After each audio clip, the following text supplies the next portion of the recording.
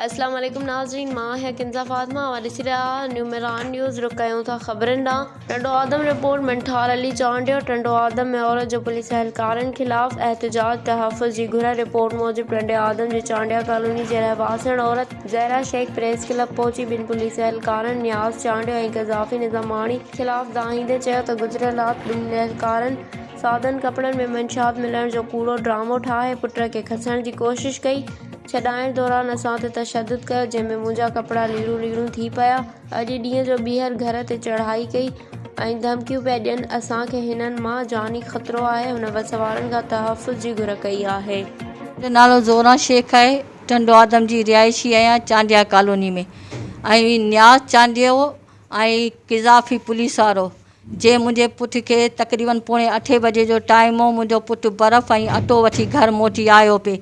हुनखे झले हुनखे चई मोटरसाइकिल जा कागज़ ॾेखार। जेॾी महिल मोटरसाइकिल जा कागज़ ॾेखारिया त कागज़ क्लियर हुआ। हिन जे खीसे मां 2000 रुपया ऐं टच मोबाइल कढियो।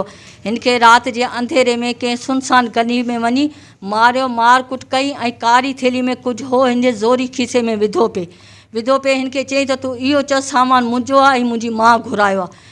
हिन करे हिनखे मार कुट कई। हिन रियूं कयूं त पाड़े जा रोड जा माण्हू गॾु थिया ऐं मूंखे ख़बर पई। आउं जेॾी महिल पंहिंजे पुट खे छॾाइण जी कोशिशि कई त मुंहिंजा कपिड़ा फाड़िया, मूंखे लठियुनि जा वसकार कया, जिते सॼो अवाम ॾिठो आहे, सॼो पाड़ो ॾिठो आहे। ऐं मूंखे हिन माण्हू सां छुटकारो खपे।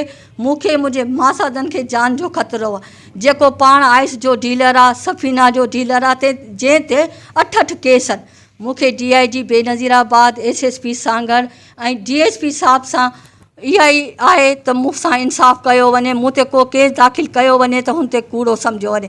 हींअर बि डंडा धुका खणी मुंहिंजे दर ते बीठो आहे। माण्हू वठी आउं घर खां बेघर आहियां। मूंखे घर में रहण जी इजाज़त ॾिनी वञे।